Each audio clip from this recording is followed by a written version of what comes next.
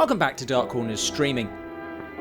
In the 17th century, Satan was abroad on the earth. We recently reviewed Terror Creatures from the Grave for regular Dark Corners, and it seemed only fair to balance it out with a better film starring the iconic Barbara Steele. Asa, daughter of the House of Vajda.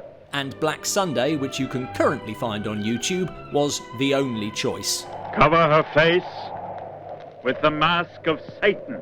The official directorial debut of Mario Bava, and some would still say his best, Black Sunday opens in 17th century Maldavia, where Satan-worshipping witch Asa just has time to curse her tormentors. Go ahead.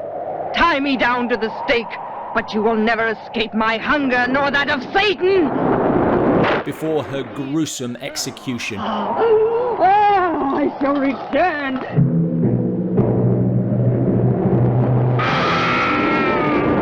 200 years later, a pair of foolish doctors disturb her rest. What are you doing? And horror ensues.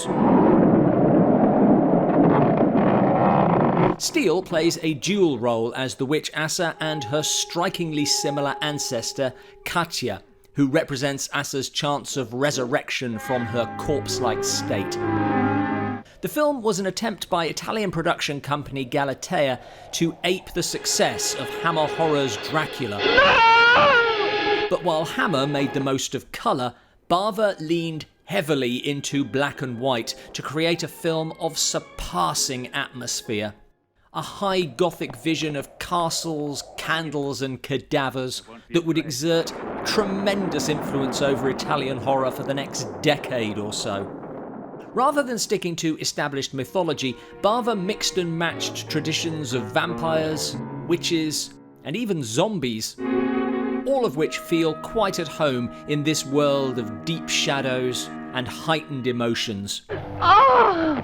It has its flaws. The voiceover, at least in the English language version, is terrible. The terrorized people run in flight from that cursed place. As is some of the dialogue. Sometimes Satan, with his capacity of doing evil, even plays tricks with the dead. And while the actors are doing their bit, don't you feel the joy and the beauty of hating? They're given little to work with. The characterization is almost non-existent. But even here in this garden, the sun will reach into the darkest corners and chase away the shadows of the night. The plot's also pretty familiar, but that's at least partly because of how influential the film is. And while you can pick out the film's influences from Dracula to Val Lewton, you can also wonder about how far its influence might have travelled. But in the end, this comes down to atmosphere in both image and sound. Bava is capable of creating a sense of fairy tale, of fable, or of nightmare. His camera creeping through the macabre sets, creating eerie sensations that make the viewer so much more susceptible to the story. Where have you gone? Ah! It is gothic turned up to 11.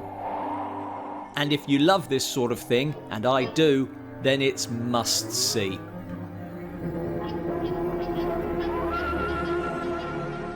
Thanks for watching. Are you a fan of Mario Bava? Would you agree that this is his best film? Let us know in the comments below.